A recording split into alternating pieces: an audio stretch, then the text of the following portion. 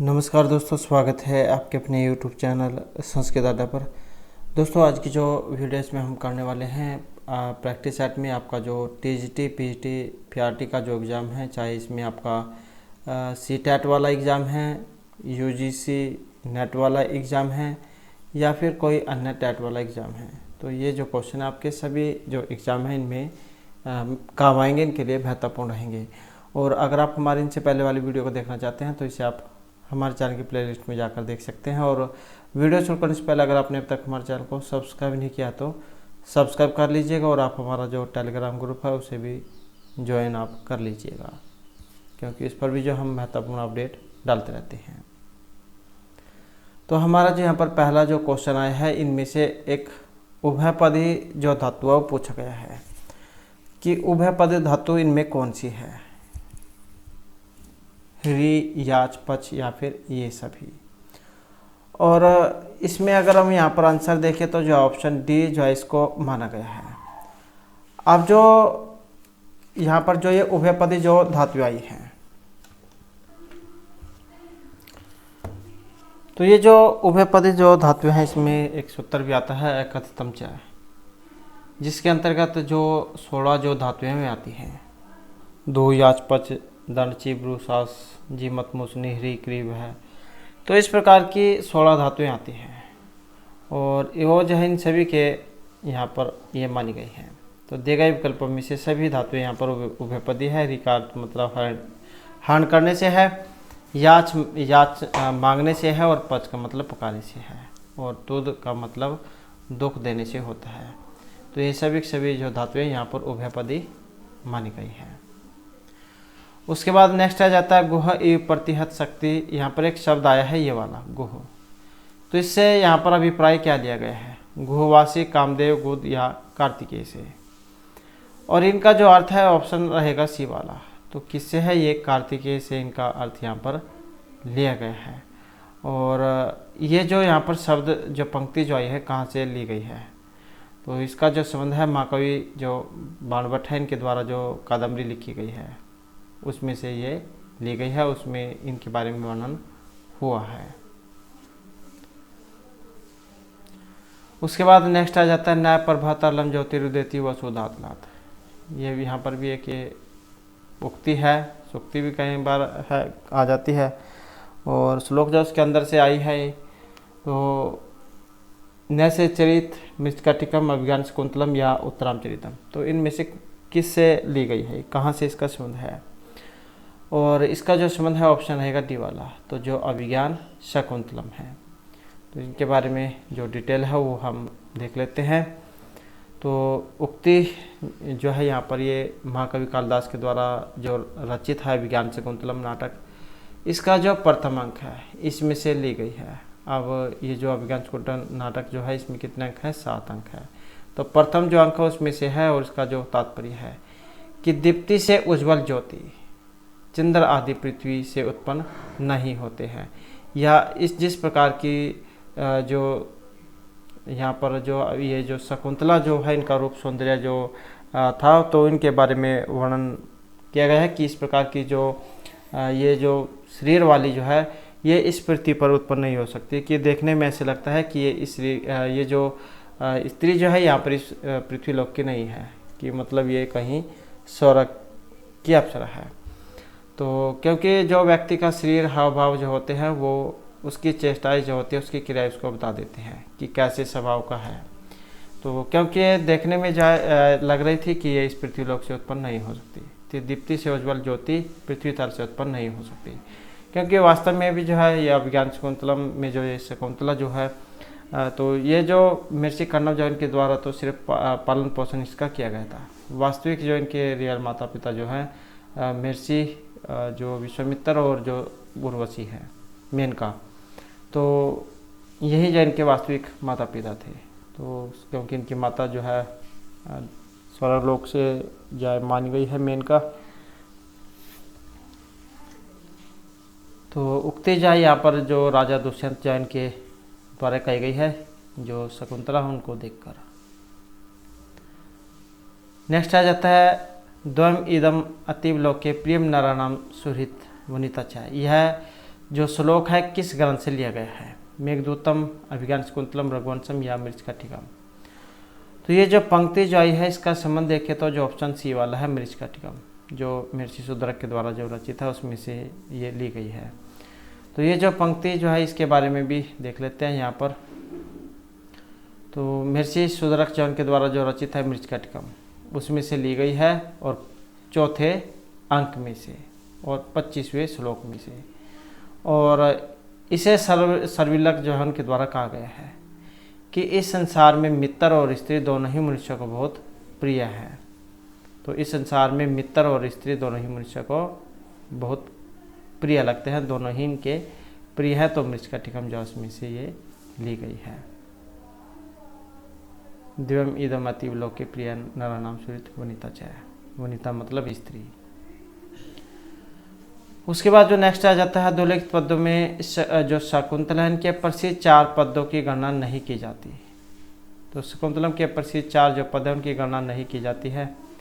तो पात्मन प्रथम विशति शुश्रूषो गुण कुरु या से शाकुंतला या उद्गत धर्म कला मृग्या है। तो इसका जो संबंध है तो जो ऑप्शन डी वाला है, उद्गलित धर्म कवला, जो मोर जो थे उनके हाव भाव क्रिया इसमें दिखाई गई थी कि उन्होंने जो है नाचना छोड़ दिया था मोरों ने, और जो मोर हिरण जो उन्होंने जो घास जो खा रहे थे उसको खाना छोड़ दिया था और मुख से उगल दिया था। तो इस प्रकार का जो श्लोक है यहाँ पर इसमें ये आया है। तो इसके बारे में भी जो वर्णन है वो हम देख लेते हैं। तो उद्गलित द्रवकवला मृग्या की गणना शाकुंतला के प्रसिद्ध 4 पद्यों में नहीं की जाती है। अभिज्ञान शाकुंतलम के जो 4 अंक है इसमें जो 4 जो श्लोक महत्वपूर्ण बताए गए हैं, जैसे यहाँ पर इसमें आया है, या सत्याद्य शाकुंतला और पाथुम न प्रथम वेशति जलम, अस्मान साधु विचिंत्य और शुश्रूषो गुण कुरु। तो इस प्रकार के जो 4 श्लोक जो है यहाँ पर बताए गए हैं। नेक्स्ट है मृच्छकटिकम का जो प्रथम अंक है इसका नाम क्या है। जितने भी अंक है सभी के अलग अलग नाम है, और यहाँ पर जो प्रथम अंक है इसका नाम पूछा गया है। अलंकार न्यास है, संधि विच्छेद है, मदनी का सर्विलिक और दूतकार संवाहक। तो इसमें से जो प्रथम अंक है इनका नाम क्या है। प्रथम अंक जो है इसका नाम है ऑप्शन ए वाला, अलंकार न्यास। तो यहाँ पर जो प्रथम अंक का नाम अलंकार न्यास, तीसरे का संधि विच्छेद, चौथे अंक का नाम मदनी का सर्विलक।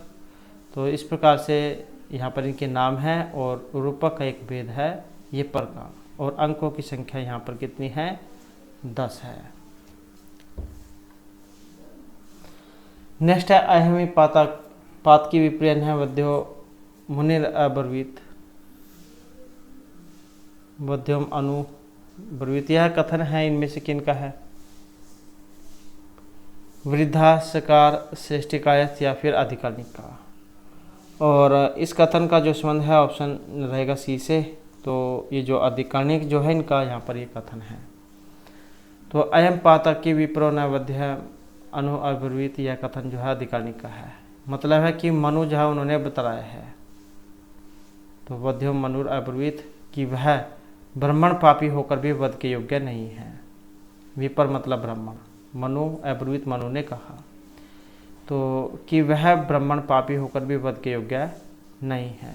अयम पातकी विप्र है, न वध्य मतलब मारने वाला और नहीं है, न वध्य मारने योग्य नहीं है, मनु अब्रवीत मनु ने बोला। तो इसका अर्थ है कि मनु ने बताया कि वह ब्राह्मण पापी होकर भी वध के योग्य नहीं है, और मृच्छकटिकम के नाटक का जो 9वां अंक है उसमें से ये लिया गया है। उसके बाद नेक्स्ट जो हमारा क्वेश्चन आ जाता है के नुड़ेपेन परलोक नदी तरी से। यहाँ पर भी एक कथन है, और किन का है, चरुदत्त है, चेट है, सकार है या फिर बिट है। तो के नुड़ेपेन परलोक नदी से है, और इसका जो यहाँ पर इनमें संबंध है ऑप्शन रहेगा डी वाला। तो किससे है, विट जो है उसका यहाँ पर ये कथन है। इनके बारे में भी देख लेते हैं क्या कहा गया है। तो विरजा उन्होंने कहा था कि परलोक की नदी को नौका से पार करूँगा, तो परलोक की नदी को नौका से पार करूँगा। तो मृच्छकटिकम जो है उसका जो 8वां जो अंक है अष्टम अंक उसमें से ली गई है। 10 इसमें अंक है और 8वां जो अंक है उसका नाम है वत्संसेना मर्दन। सामाजिक रूपक है जो प्रसाद गुण, लाठी रीति और कैश की वृत्ति में लिखा गया है। महर्षि सुदर्शन के द्वारा यह रचित है। नेक्स्ट है अकारण आविष्कृत वैर दारुणा सज्जनात् कस्य भयम न जायते। इस प्रकार की एक पंक्ति है यहाँ पर ये, और इस श्लोकांश के रचिता यहाँ पर कौन है? महर्षि भभूति, बाणभट्ट, श्रीहर्ष या महर्षि कालिदास।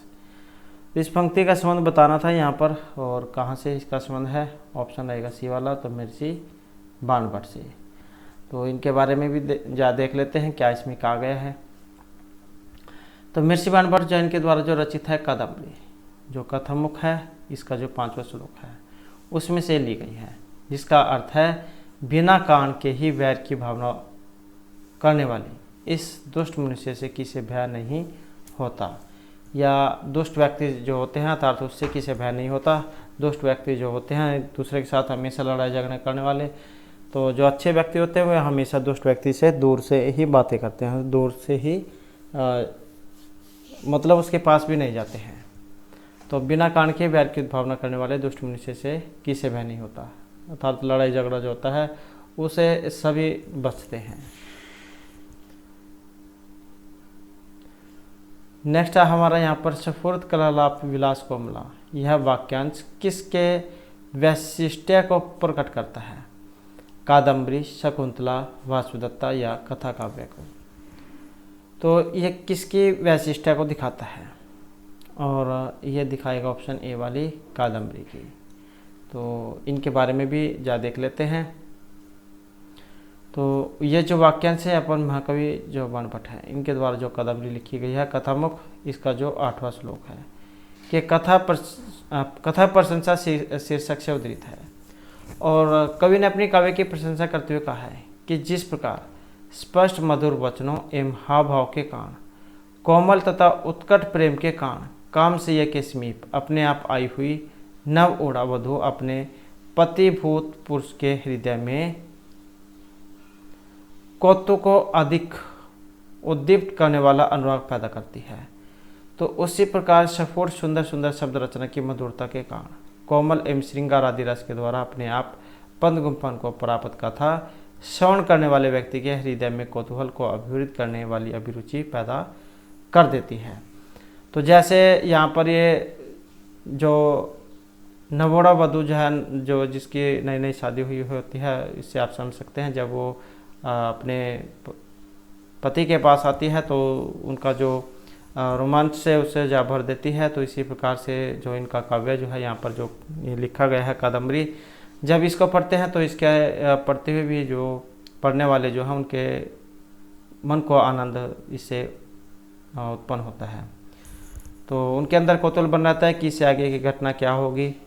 तो इस प्रकार के जो रोमांचकारी जो इसको माना गया है। जैसे कई बार कोई नाटक होता है और उसको इस प्रकार से जा बनाया जाता है ताकि दर्शकों के अंदर जा इस प्रकार की जो माहौल बना रहे कि उनके अंदर उत्सुकता रहे कि आगे वाला जो अंक आएगा उसमें क्या होगा, इससे आगे क्या होगा। तो इसी प्रकार की जो है यहाँ पर इसमें भावनाओं के बारे में बताया गया है। नेक्स्ट है कादम्बरी शब्द, ये प्रसिद्ध है भीरु स्त्री से, मदिरा से, अप्सरा से या कदम्बधारणी से। तो कादम्बरी शब्द का अर्थ कह सकते हैं आप क्या है? कादम्बरी का जो मतलब है ये मदिरा से लिया गया है।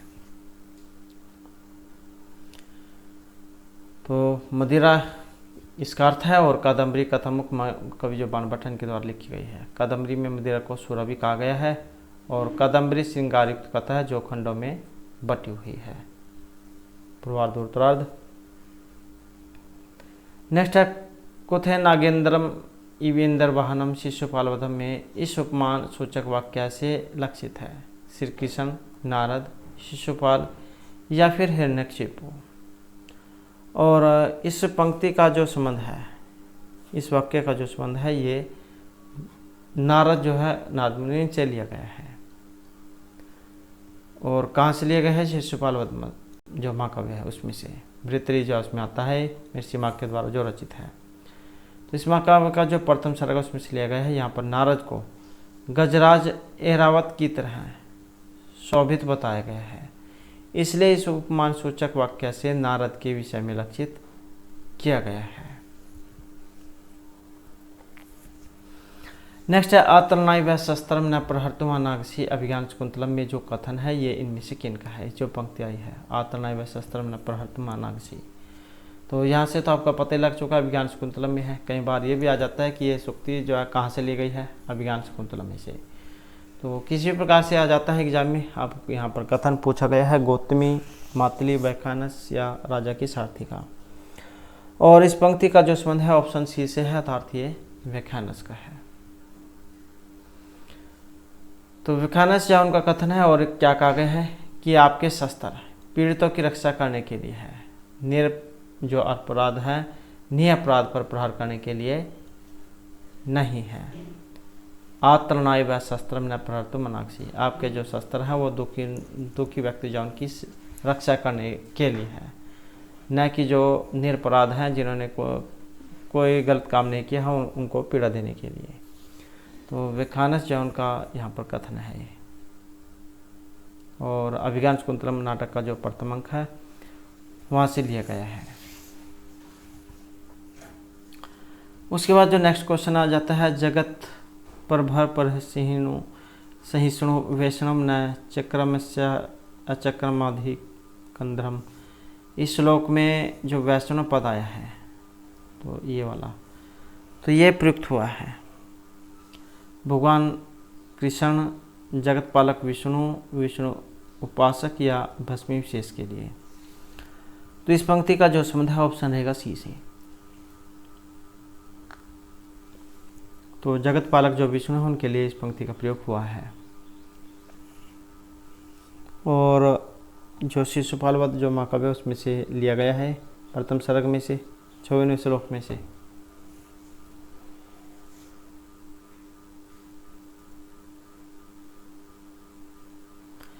नेक्स्ट आ जाता है हु धातु है यहाँ पर हवन करने में। लिट लकार में प्रथम पुरुष बहुवचन का रूप क्या है? जो इत्यादि गण जा उसकी है ये। और जैसे कि आपको पता है 10 गण है। तो ये बहुवचन का रूप कौन से वाला है इसमें? प्रथम पुरुष लिट लकार में, प्रथम पुरुष में और बहुवचन में। तो इसमें कौन से वाला बनेगा? जो आया है यहाँ पर ऑप्शन बी वाला। तो लिट लकार प्रथम पुरुष जाए होशंत इसका रूप है जो तदिगण की ये धातु है। उसके बाद आ जाता है भी धातु है यहाँ पर धन्यार्थ में होती है। इनके योग में भी कई बार आ जाता है कारक में, कारक प्रकरण में। तो पंचमी व्यक्ति का प्रयोग इसके योग में लगता है। तो भी धातु के लट लकार प्रथम पुरुष और बहुवचन में कौन सा रूप यहाँ पर इसमें बनेगा? विभ्यंती, भेष्यंती, विभेंती या बिभ्यति। तो इसमें देखें तो कौन सा बनेगा? यहाँ पर जो आया है ऑप्शन सी वाला। तो बिभ्यति जो है यहाँ पर ये रूप बनेगा इसका। उसके बाद आ जाता है जो चंडी शतकम है, ये यहाँ पर रचना है।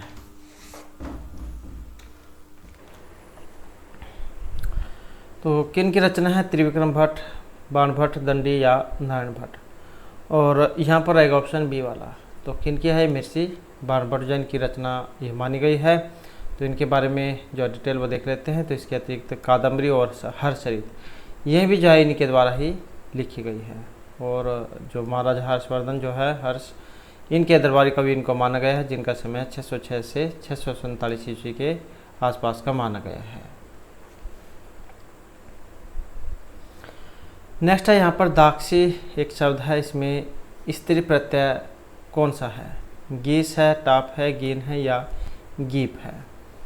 तो इसमें कौन सा प्रत्यय है? और प्रत्यय जो यहाँ पर ऑप्शन रहेगा ए वाला। तो गीस प्रत्यय यहाँ पर माना गया है। तो मनुष्य जातिवाचक इकारांत ये जो सूत्र है ये तो मनुष्य जाति। प्रातिपदिक से स्त्रीलिंग में गीस जो प्रत्यय होगा, गीस जो इसका दीर्घ ई शेष प्रत्यय है। उदाहरण के लिए मनुष्य जातिवाचक प्रातिपादिक दाक्षी अर्थात दक्ष की संतान। इकारांत है इसलिए स्त्रीलिंग में उसे गीस प्रत्यय हो जाता है। और दाक्षी जो है दीर्घ ई रूप बनने पर पूर्व की भा संज्ञा होने के कारण अंत्य ई का लोप होकर दक्ष और ई दाक्षी ये रूप बनता है। तो एग्जाम में तो सिर्फ जितने प्रत्यय वगैरह ही पूछा जाता है, तो रूप सिद्ध करना इसमें नहीं आता है। तो गीस प्रत्यय यहाँ पर यह रहेगा, तो मनुष्य जाते जो सूत्र है ये इसमें लगेगा। उसके बाद आ जाता है युति। यहाँ पर भी स्त्री प्रत्यय है, गीन ऊन गीस या गी प्रत्यय। और यहाँ पर देखें तो जो इसमें प्रत्यय कौन सा है, तो यहाँ पर जो इसमें यूनेस्ती एक सूत्र है जिसके द्वारा ती प्रत्यय होता है। तो यहाँ पर ती जो प्रत्यय ये होता है, तो ये ऑप्शन डी जो है इसका यहाँ पर हो जाएगा।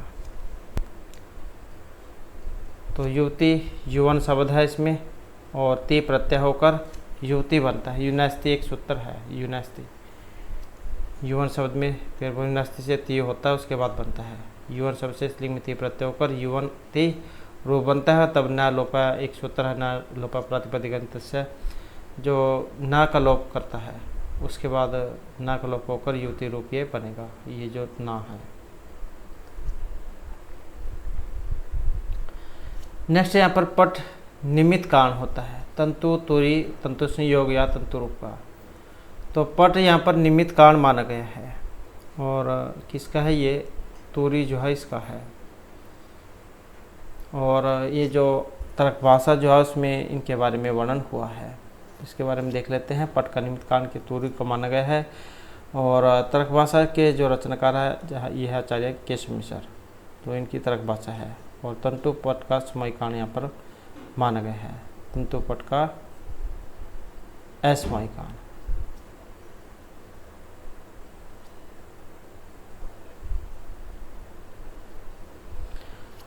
उसके बाद जो नेक्स्ट आ जाता है त्रिविधम प्रमाणम इष्टम, यह कथन है अर्थ संग्रह, संख्याकारिका, प्रमाणवार्तिक या तर्क भाषा का। तो जिसमें प्रमाण जो 3 प्रकार के माने गए हैं, और ये इनमें से किस में माने गए हैं, और यह है संख्याकारिका में। ईश्वर कृष्ण जैन की है संख्याकारिका, और केशव मिश्र जैन की तर्क भाषा है। नंबर का तर्क संग्रह है। तो इनकी डिटेल देख लेते हैं। जो ये जो यहाँ पर त्रिविधम प्रमाणम इष्टम जो आया है, ईश्वर कृष्ण जो रचिता संख्याकारिका, इसमें इनके बारे में वर्णन हमें देखने को मिलेगा। और संख्याकारिका का जो चतुर्थ श्लोक है, इसमें कहा गया है कि सभी प्रमाणों का अंतर्भाव होने से प्रत्यक्ष, अनुमान और शब्द, ये 3 प्रमाण माने गए हैं। प्रत्यक्ष, अनुमान और शब्द प्रमाण। नेक्स्ट है संख्या मत अनुसार पुरुष है। संख्या जो है इसके मत के अनुसार पुरुष माने गए हैं।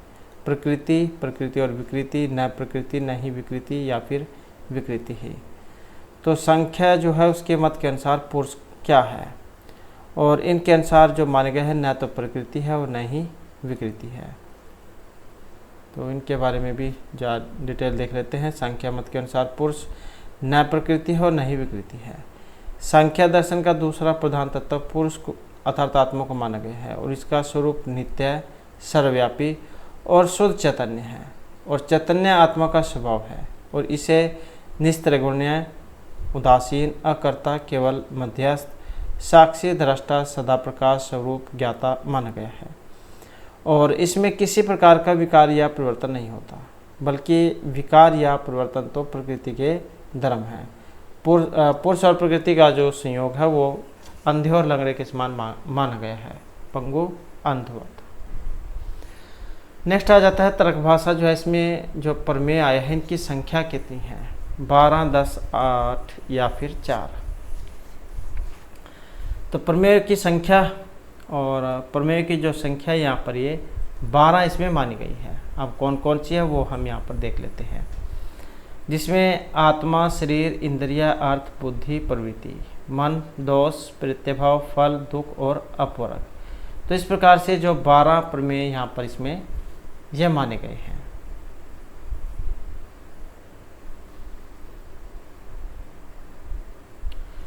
नेक्स्ट आ जाता है तर्क भाषा के अनुसार गुण नहीं है, स्नेह, द्वेष, दिक या फिर बुद्धि। तो तर्क भाषा के अनुसार गुण नहीं है, और कौन सा इनमें नहीं है, जो ऑप्शन बी वाला है, दिक मतलब दिशा। तो इसके अलावा गुण कितने होते हैं, तो वो इनके बारे में जो हम जान लेते हैं। तो तर्क भाषा जो है इसमें 24 गुण बताए गए हैं। आपने उसमें पदार्थ वाला क्वेश्चन पढ़ा होगा, तो उसी के अंतर्गत जो गुण हैं ये आते हैं। अब जो यहाँ पर 24 गुण हैं, जैसे रूप, रस, गंध, स्पर्श, संख्या, परिमाण, पृथकत्व, संयोग, विभाग, परतव, अपरतव, गुणत्व, द्रवत्व, स्नेह, शब्द, बुद्धि, सुख, दुख, इच्छा, द्वेष, प्रयत्न, धर्म, अधर्म और संस्कार। तो इस प्रकार से जो 24 जो है यहाँ पर ये जो गुण जो है माने गए हैं।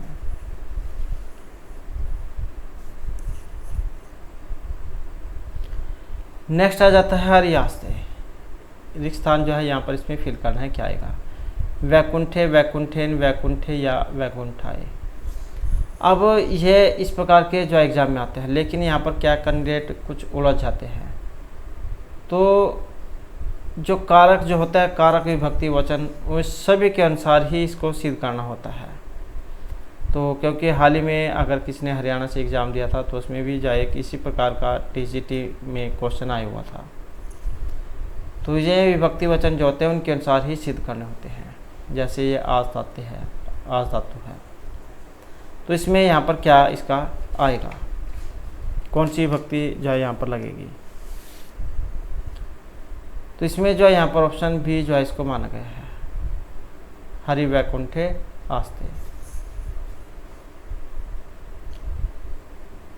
तो इस वाक्य में क्या है, वैकुंठे जो पद ही आएगा। कर्ता और कर्म के द्वारा किसी भी क्रिया का आधार अधिकरण कहलाता है। अधिकरण में सप्तमी विभक्ति का प्रयोग किया जाता है। तो यहाँ पर बैठने का क्या है, ये आधार है। तो इसी कारण से यहाँ पर इसमें अधिकरण कारक सप्तमी विभक्ति लगेगी। नेक्स्ट है आल्यः निर्मित है। रिक्त स्थान इसमें भी फिल करना है, क्या आएगा, मासेन, मासाय, मासम या मासात। तो कौन सा यहाँ पर इसमें आएगा, और यहाँ पर जो आएगा इसमें ऑप्शन ए वाला, मासेन आल्यः निर्मित है। अब यहाँ पर ये क्यों आया है, तो इसके बारे में ज़रा देख लेते हैं। तो इस वाक्य के रिक्त स्थान में अपवर्ग तृतीय, ये एक सूत्र है जो अपवर्ग के कारण तृतीय विभक्ति इसमें करेगा। तो इसी कारण से मासेन में यहाँ पर तृतीय विभक्ति आई है, मासेन आल्यः निर्मित है। 1 महीने में घर बना लिया, आल्य देवाल्य है, विद्यालय है, तो वही है इसका अर्थ, आल्य घर, मंदिर। तो 1 मास में घर बना लिया, तो इसी कारण से यहाँ पर अपवर्ग तृतीय सूत्र लगा है, और इस सूत्र के सहायता से 1 मास में जाए तृतीय विभक्ति यहाँ पर लगी है। कोई कार्य कुछ समय के लिए लगाकर हो और उसका फल प्राप्त हो जाए, तो अपवर्ग तृतीय सूत्र लगेगा इसमें, कि कुछ समय में ही जो उसने फल प्राप्त कर लिया। नेक्स्ट आ जाता है सांख्यकारिका जो है, इसके अनुसार यहाँ पर अव्यक्त है, असामान्य, अप्रसवधर्मी, अनाश्रितम या अविषम। तो सांख्यकारिका के अनुसार यहाँ पर अव्यक्त क्या है, और इनके अनुसार है ऑप्शन सी वाला, अप्रसवधर्मी। नेक्स्ट क्वेश्चन जो हमारे यहाँ पर आ जाता है प्रयत्न लाघव से। प्रयत्न लाघव का कारण है ध्वनि नियम, भाषा का ह्रास, अर्थ परिवर्तन या ध्वनि परिवर्तन।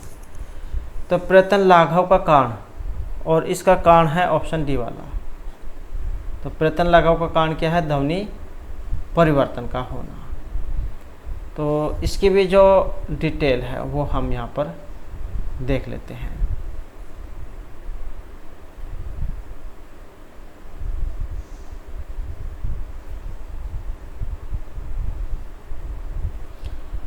तो ध्वनि परिवर्तन इसका कारण है, और प्रयत्न लाघव से तात्पर्य अधिक श्रम की अपेक्षा कर्म श्रम में काम चलाना।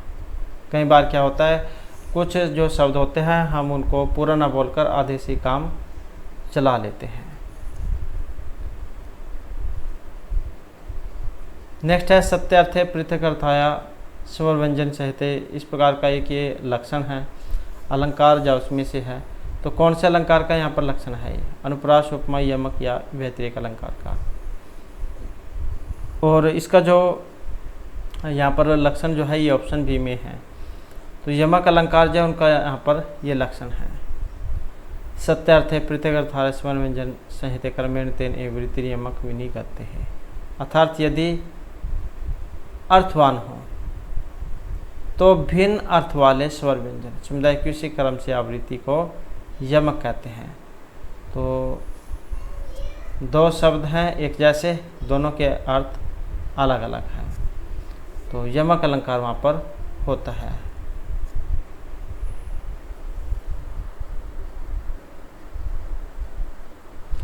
उसके बाद आ जाता है अधोलिखित में कौन सा रूपक नहीं है, मतलब रूपक का एक उदाहरण यहाँ पर नहीं है। मालविकाग्निमित्रम, शारिपुत्र प्रकरणम, कर्पूरमंजरी या मुद्रा राक्षसम। तो एक रूपक नहीं है, और जो ऑप्शन बी वाला है मुद्रा राक्षसम।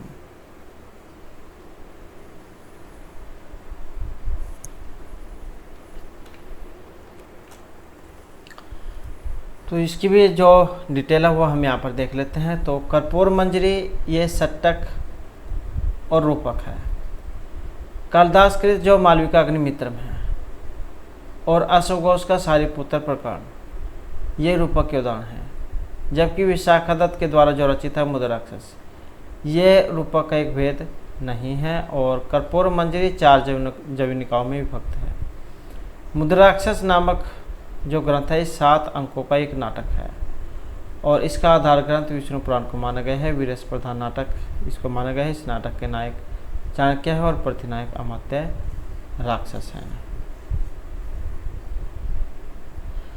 नेक्स्ट आ जाता है यहाँ पर भी जो अलंकार है उसी का एक लक्षण है। सिद्धत्व अध्यवसाय से अतिशोक्ति निगत्य।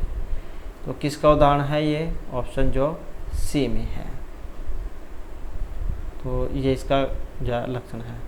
सिद्धत्व अध्यवसाय से अतिशोक्ति निगत्य। अतिशोक्ति क्या होती है? जहाँ पर किसी वस्तु को बढ़ा चढ़ाकर जो उसका वर्णन किया जाता है कि जो वास्तव में वैसी ना हो, लेकिन उसका वर्णन ऐसा किया जाए कि देखने वाला भी आश्चर्यचकित हो जाए। बढ़ा चढ़ाकर किसी चीज़ का वर्णन करना। नेक्स्ट है डिम्ब बाधे सब क्रिया रूप वर्णनम। तो ये किसका लक्षण है? यहाँ पर स्वभोक्ति का है, अतिशयोक्ति का है, न्योक्ति का है या मालोपमा का है। तो यहाँ पर भी अलंकार जो उनका ये लक्षण है, और इसका जो यहाँ पर संबंध देखे तो किससे है? ये है ऑप्शन ए से। तो जहाँ पर किसी की स्वाभाविक क्रियाएं जो दिखाई जाती है, गृहभंग अभिरामम उहरन पद्धति से। तो जो ये जो उदाहरण आता है जहाँ पर हिरण जौर की स्वाभाविक क्रियाएं दिखाई गई हैं कि वो ज़मीन पर कम जब कदम रख रहा हो और आकाश में ज़्यादा रख रहा है। तो इस प्रकार के जहाँ पर भी चाहे यहाँ पर किसी भी अन्य उदाहरण आप लगा लो जहाँ पर किसी की स्वाभाविक क्रियाएं दिखाई गई हों, तो जहाँ पर स्वाभाविक क्रियाएं होती है उसका लक्षण है ये। तो इसके बारे में भी देख लेते हैं। स्वभावोक्ति डिम्बादे क्रिया रूप वर्णन। तो बालक आदि की अपनी स्वाभाविक क्रिया अथवा रूप पूर्ण एवं अव्यवस्थान का वर्णन स्वभावोक्ति अलंकार होता है। तो कहने का अर्थ यह है कि जहाँ पर किसी की स्वाभाविक क्रियाएं दिखाई गई हों जो प्रकृति की देन हो, स्वाभाविक हो। नेक्स्ट आ जाता है संकेत ग्रह में शब्द का अर्थ अपहो ये मान्य है। न्यायिकों के द्वारा, बौद्धों के द्वारा, वेदांतियों के द्वारा या फिर मीमांसकों के द्वारा। तो संकेत ग्रह में शब्द का अर्थ अपहो ये माना गया है, और यहाँ पर देखें तो जो ऑप्शन सी वाला है बौद्ध, इनके द्वारा इसको माना गया है। तो इसकी भी डिटेल देख लेते हैं। तो बौद्ध जैन का पहला सिद्धांत क्षणभंगवाद है, और उनके मत से सारे पदार्थ क्षणिक हैं, इसलिए वे सामान्य जैसे किसी नित्य पदार्थ को नहीं मानते। उनके स्थान पर अनुगत प्रतीति का कारण वे अपोह को मानते हैं। अपोह शब्द बौद्ध दर्शन का परिभाषिक शब्द माना गया है।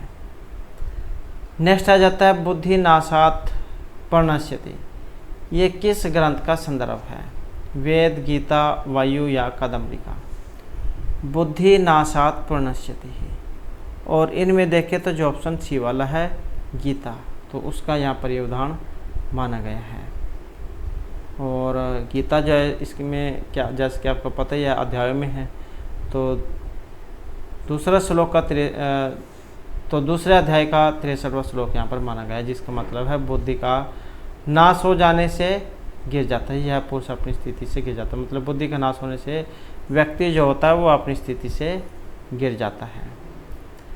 उसके बाद आ जाता है जो यहाँ पर एक शब्द आया है गुड़ाकेश। तो ये आता है इनमें से संजय, श्री कृष्ण, धृतराष्ट्र या अर्जुन के लिए। तो इस शब्द का प्रयोग किया जाता है गुड़ाकेश का। और इस शब्द का जो प्रयोग किया जाता है ऑप्शन आएंगे डी वाले, जो अर्जुन है इनके लिए इस शब्द का प्रयोग किया जाता है। अब गुड़ाकेश जो इसका मतलब क्या होता है, इसका अर्थ है निद्रा को जीतने वाला। गीता में जो अध्याय है दूसरा श्लोक नंबर 9, इसमें संजय अर्जुन को गुड़ाकेश कहते हैं और अर्जुन ने निद्रा को जीत लिया था, इसलिए उन्हें गुड़ाकेश कहा गया है। कई बार एग्जाम में अर्थ भी आ जाते हैं कि शब्द का अर्थ क्या है। उसके बाद आ जाता है कालिदास जो है इन किस रीति के लिए जान जाता है, वैदर्भी, पांचाली, गौड़ी या लाटी रीति के लिए। तो कालिदास किस रीति के कवि यहाँ पर माने गए हैं, और इनमें देखिए तो ऑप्शन जो रहेगा ए वाला वैदर्भी रीति के। और जो वैदर्भी रीति है इसकी विशेषताएं क्या हैं, मधुर शब्द है, ललित रचना है, समासों का सर्वथा भाव या कम समास में पदों का होना।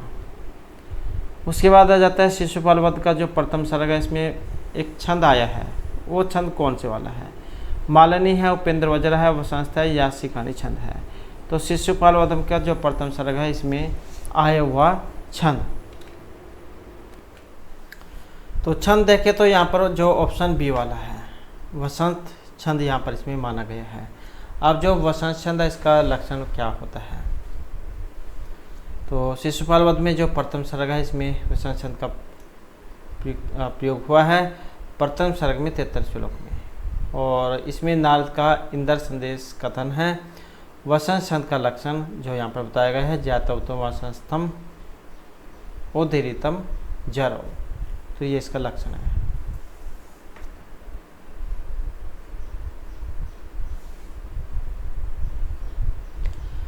नेक्स्ट आ जाता है पिशुंग मोंजिम अर्जुनम छवि, किसे समझ लिया गया, श्री कृष्ण, अर्जुन, नारद या बलराम को।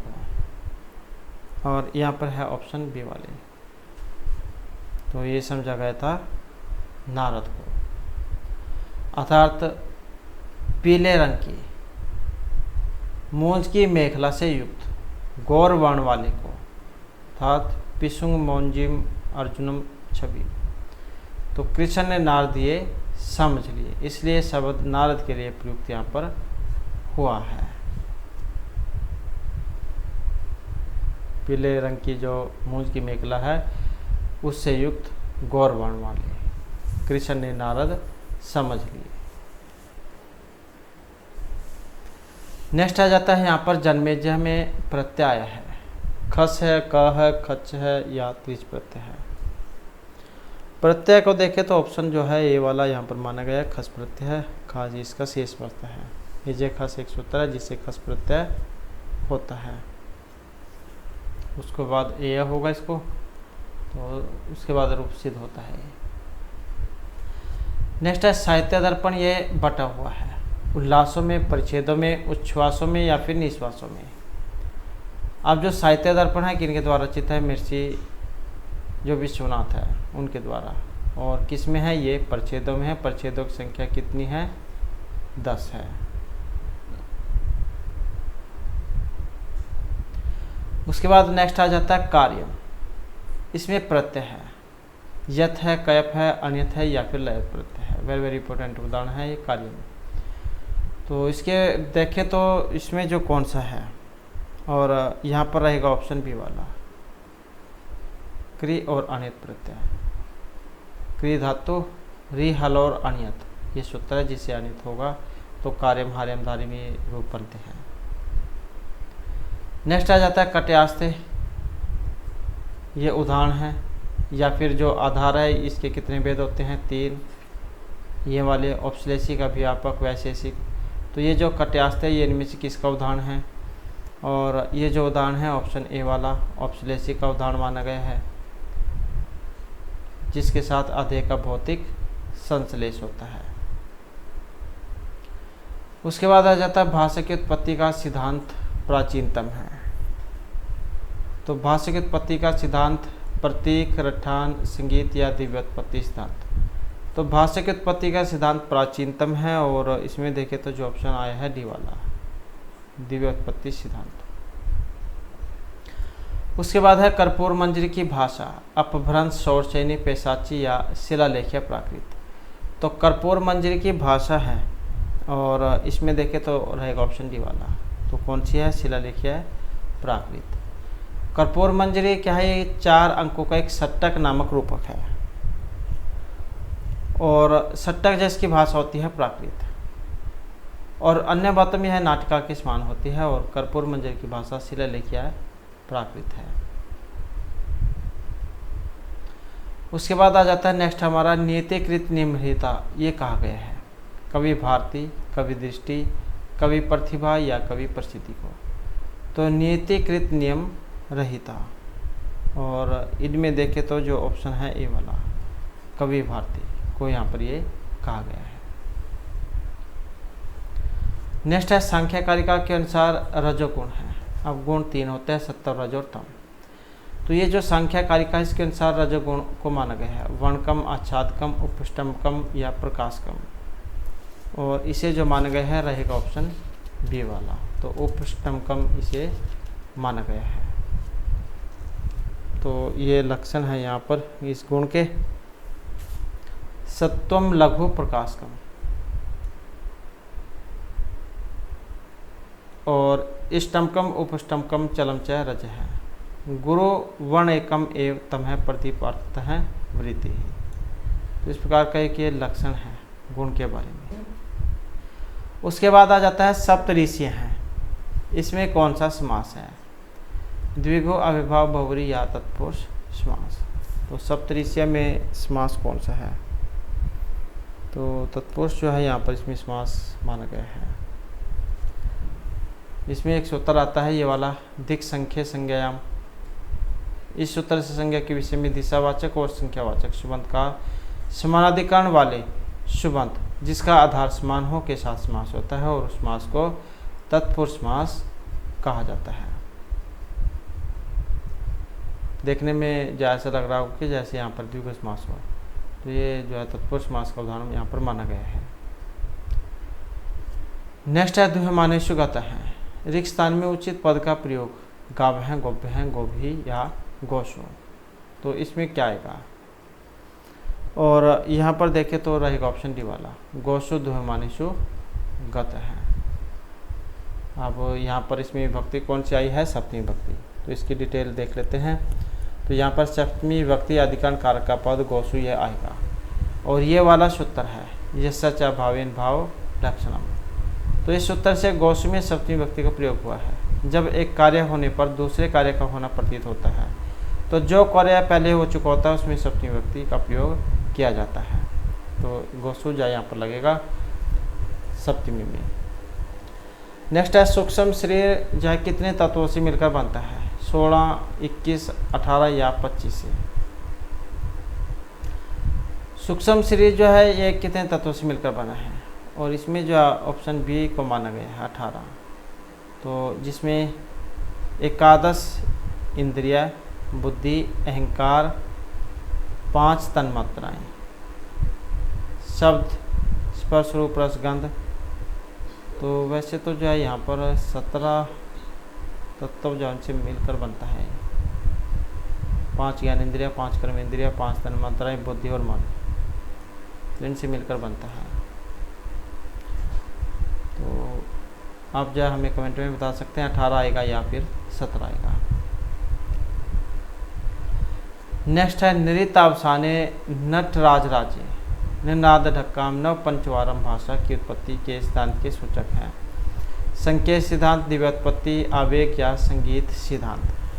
तो नृतावसाने नटराज राज्य, और इस सिद्धांत का जो सूचक है यहाँ पर जो आया है ऑप्शन सी वाला, दिव्योत्पत्ति सिद्धांत। नेक्स्ट आ जाता है मध्यकालीन भारतीय आर्य भाषाएं, ये समगणित है, बर्मी, तमिल, ग्रीक या पाली। तो मध्यकालीन भारतीय आर्य भाषाएं, इनको जो गिना गया है ऑप्शन सी पाली में। तो इस प्रकार से जो हमारी आज की क्लास और महत्वपूर्ण क्वेश्चन थे, और नेक्स्ट वीडियो होगी इसमें हम आपके लिए नए जो महत्वपूर्ण क्वेश्चन है इससे आगे को लेकर आएंगे। और हमारे साथ अंत बनने के लिए धन्यवाद।